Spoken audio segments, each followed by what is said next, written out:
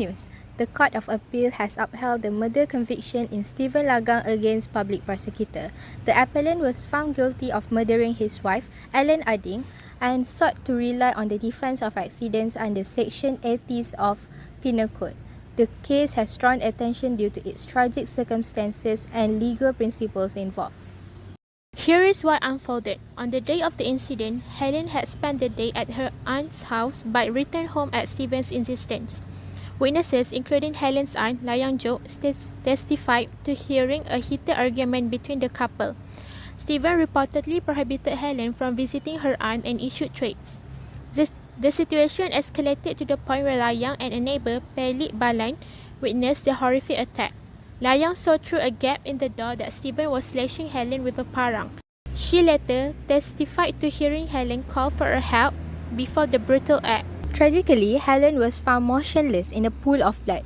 The post-mortem report revealed a fatal neck wound with 17 cm long and 7 cm deep, inflicted by the parang. Stephen claimed that the injury was accidental, stating that he was trying to disarm his wife during the argument. However, the court found this explanation is inconsistent with the evidence provided.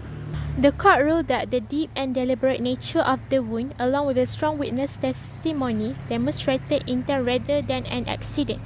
The court emphasized that for the defense of accident to apply, 3 elements must be satisfied. The act must be purely accidental, lawful, and performed with proper care and caution. Stephen's actions failed all 3 tests. In particular, the use of parang in a domestic dispute was deemed unlawful and reckless. The court concluded that Stephen intended to cause harm as evidenced by the severity of the injuries and the circumstances leading up to the attack. His appeal was dismissed and the murder conviction was upheld.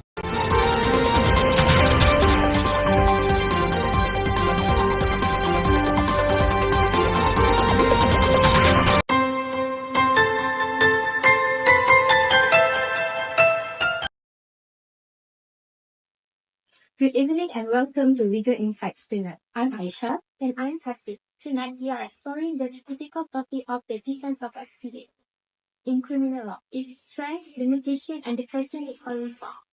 This defense, rooted in Section 80 of Malaysian Penal Code, protects individuals whose unintended actions leads to harm, emphasizing the principle of no criminal liability without criminal intent. So to dive deeper, let's go live with our reporters on the ground. First, we have Haziq covering the legal foundation and strengths of this defense. Over to you, Haziq. Thank you, Kasih. The defense of accident is a cornerstone of justice, ensuring those who act without criminal intention are unfairly punished. Section 18 of the Penal Code explicitly states that acts causing harm done without intent or negligence are not punishable. These principles safeguard individuals acting in good faith. For example, a driver who accidentally causes harm due to unforeseen mechanical failure might rely on this defense. It ensures fairness and prevents punishment for accidents beyond one's control. Furthermore, it extends to cases of contributory negligence or assumption of risk, such as in sports. This defense promotes fairness by acknowledging that not all harm arises from criminal actions. Back to you in the studio.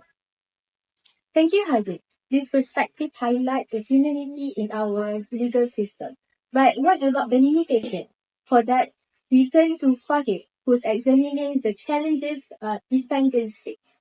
Fahim, what is the legal community saying about the concerns of this defense?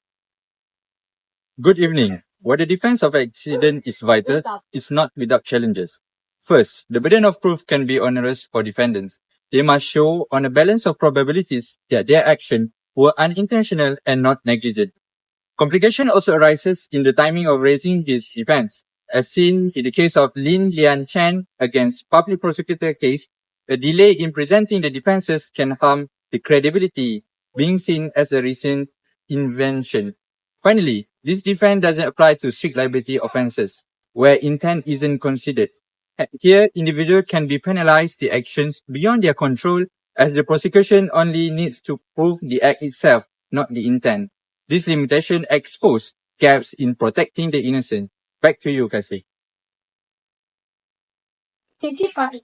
It is evident the defense of accident faces significant hurdles, but what reforms could address these issues? For that, we turn to Fatima, lifelong a legal symposium. Thank you, Kasih. Experts here propose several reforms to strengthen the defense of accident. First, clarifying the burden of proof reform could ensure the prosecutions must disprove accident claim beyond a reasonable doubt, maintaining the presumptions of innocence. Second, restrict legal offences, creating legal exception or mitigating penalties of unintentional action could provide fairness. Finally, amending the Criminal Procedure Code to mandate timely presentation of defences like a pre-trial could streamline trials and avoid perceptions of fabricated defences. These recommendations aim to balance justice with fairness, safeguarding individuals from undue punishment. Back to the studio. That's all for tonight's Legal Insight tonight. Thank you for joining us. Good night, and we will see you next time. Same channel and same time. Thank you.